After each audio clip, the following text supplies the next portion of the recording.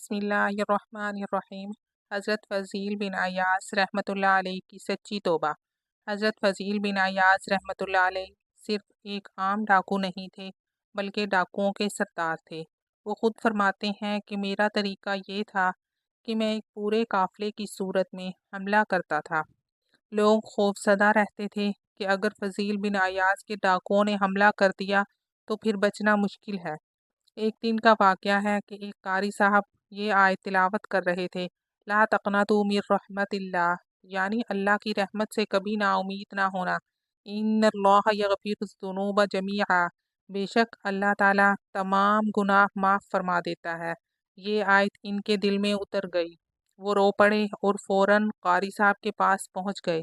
عرض کیا، آپ نے جو آیت پڑھی ہے کیا واقعی اللہ سارے گناہ معاف کر دیتا ہے؟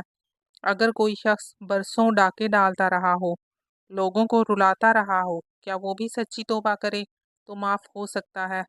قاری صاحب نے جواب دیا، میں کوئی مفسر نہیں، میں نے تو قرآن کی آیت پڑھی ہے اور میرا رب فرماتا ہے کہ اس کی رحمت سے مایوس نہ ہو، وہ سب گناہ معاف کر دیتا ہے۔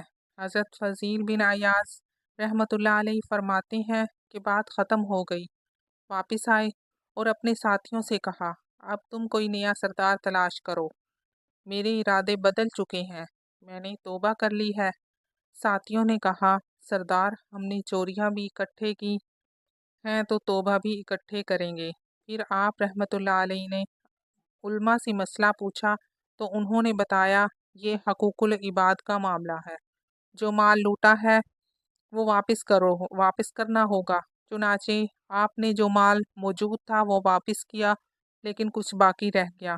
ایک یہودی کا مال باقی تھا۔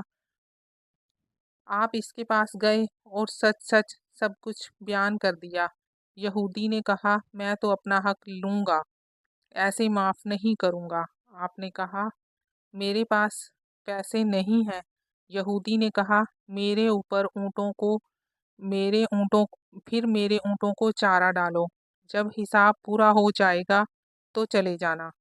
حضرت فضیل بن عیاض رحمۃ اللہ علیہ نے خوشی سے یہ کام قبول کر لیا اور کئی دن تک اونٹوں کو چارہ ڈالتے رہے۔ ایک دن یہودی نے کہا، وہ ٹھیکریوں سے بھری تھیلی اٹھا کر لے آؤ۔ جب آپ رحمۃ اللہ علیہ نے تھیلی اٹھا کر دی تو اس میں اشرفیاں بھری ہوئی تھیں۔ آپ نے حیرت سے کہا، تم نے تو کہا تھا یہ ٹھیکریوں کی تھیلی ہے۔ یہودی کہنے لگا، میں تورات پڑھتا ہوں، اس میں پڑھا تھا کہ جب مسلمان سچی توبہ کرتا ہے تو اللہ ٹھیکریوں کو بھی سونا بنا دیتا ہے۔ میں تمہاری توبہ کو آزما رہا تھا۔ پھر اس نے کہا، تمہاری توبہ بھی سچی ہے اور تمہارا دین بھی سچا ہے۔ اب میں اس شرط پر معاف کروں گا کہ مجھے کلمہ پڑھاؤ اور مجھے بھی مسلمان کر لو۔ سبحان اللہ۔ پلیز چینل کو سبسکرائب کریں اور لائک کریں، کمنٹس کریں۔